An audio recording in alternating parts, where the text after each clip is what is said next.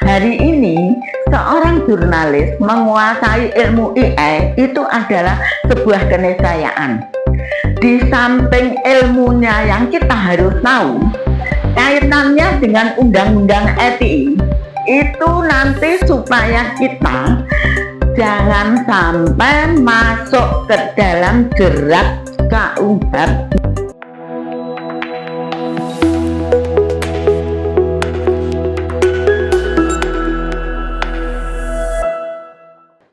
Assalamualaikum warahmatullahi wabarakatuh. Salam sejahtera, selamat sore saudara-saudaraku sekalian. Om Swastiastu, Namo Buddhaya, salam kebajikan. Terima kasih, saya masih ditunggu oleh rekan-rekan di dalam rangka ingin menjelaskan tentang agenda kita mengundang pakar AI dari Jakarta untuk bisa mentransfer ilmunya kepada kita semua nanti di kota besar. Mungkin kalau semuanya setuju dan beliau berkenan, saya perkenalkan, datang bersama saya adalah Ibu Zulaika. Beliau seorang notaris yang sudah tidak asing lagi. Beliau ini sing duwe separuh Kabupaten Blitar. Itu ceritanya. Jadi kalau masalah bagaimana Kabupaten Blitar mau di mana dan sebagainya, beliau ini insya Allah menguasai. Lah, kalau beliau berkenan, Ibu, nanti kami ingin menumpang tempat untuk pembelajaran para jurnalis tentang AI yang narasumbernya dari Jakarta. Kira-kira begitu.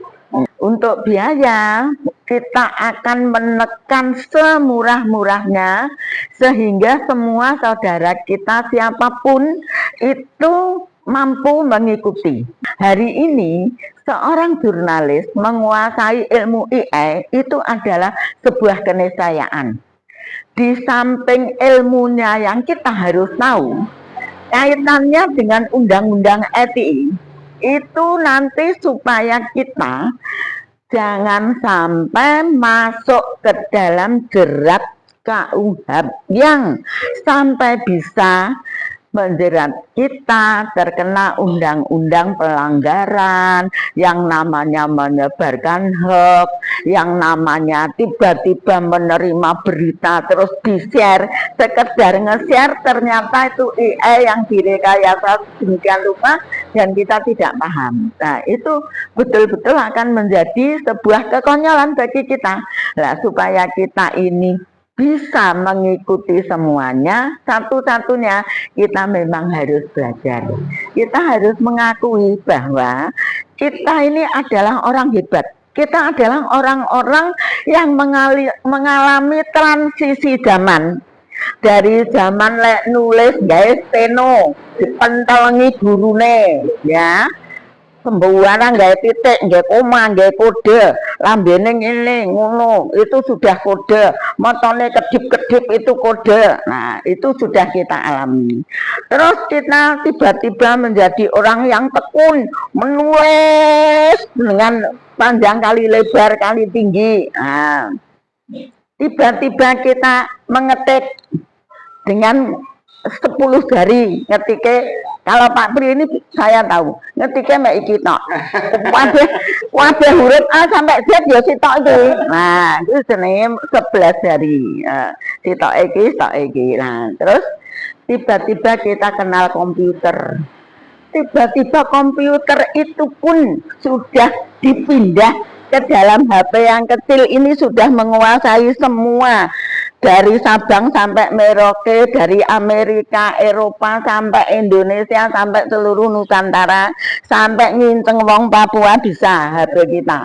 Nah, sekarang ini HP ini pun masih dikadali lagi dengan yang namanya AI. Tiba-tiba ada wajah kita ngomong dengan sejelas-jelasnya, Bu, saya minta kiriman uang karena harus bayar kos, harus bayar skripsi, harus bayar ini. Ternyata bocah iki lho tidak sedang omong, tidak sedang minta apa-apa. Nah, karena ada rekayasa digital yang bisa menyerupai wajah kita, ngomong sembarangan seperti yo.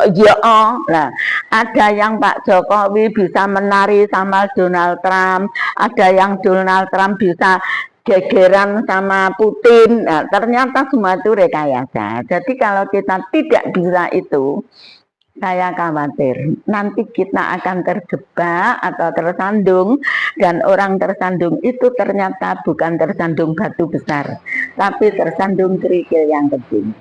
Nah, supaya kita semua ini selamat, bisa mengerjakan tugas-tugas jurnalisme kita itu dengan lebih mantap, lebih percaya diri, lebih manfaat. Oleh sebab itu, tidak ada salahnya kita semua beramai-ramai untuk belajar IS dengan semangat. Begitu kira-kira bisa diterima penjelasan ini, Mas? Ya, Mbak. Siap. Oke, terima kasih banyak.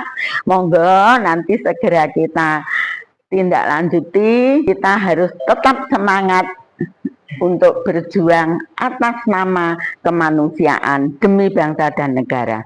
Karena apa? Satu hal harus kita tanamkan pada diri kita. Hari ini kita mau merdeka, kita mau bahagia, kita mau menang perang, kita mau jadi apa saja yang baik-baik. Aku tidak pernah mengatakan menjadi yang jelek. Menjadi sebaik apapun, semuanya hanya tergantung dari bagaimana jari kita dan jempol kita ini mengetik. Kalau kita bilang dunia ini perang dunia ketiga, jadilah perang dunia ketiga hanya karena jurnalis menulis tentang perang dunia ketiga. Jadi jangan main-main.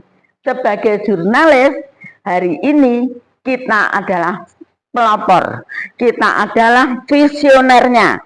Maka oleh sebab itu kita harus tetap optimis, kita dukung Indonesia ini tetap menjadi NKRI Indonesia Raya. Kita memberitakan apapun yang positif dan baik tentang Polri kita, tentang TNI kita, tentang bangsa kita.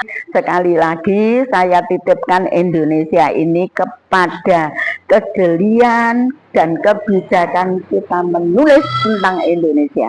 Kepada para jurnalis, saya titipkan Indonesia ini karena mau jadi apa Indonesia? Mau jadi Indonesia emas, mau jadi Indonesia gelap, atau mau jadi Indonesia emas, tetap di tangan jurnalisme. Terima kasih. Ada kurang lebihnya saya mohon maaf. Wassalamualaikum warahmatullahi wabarakatuh. Baik.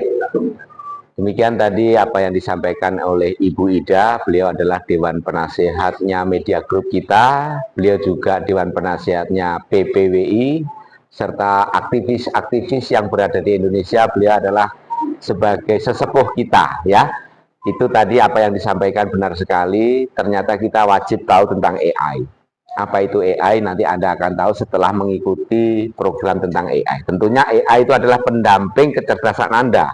Bukan Anda dikendalikan AI, tapi sebaiknya AI mampu Anda kendalikan. Itu maksud dan tujuannya.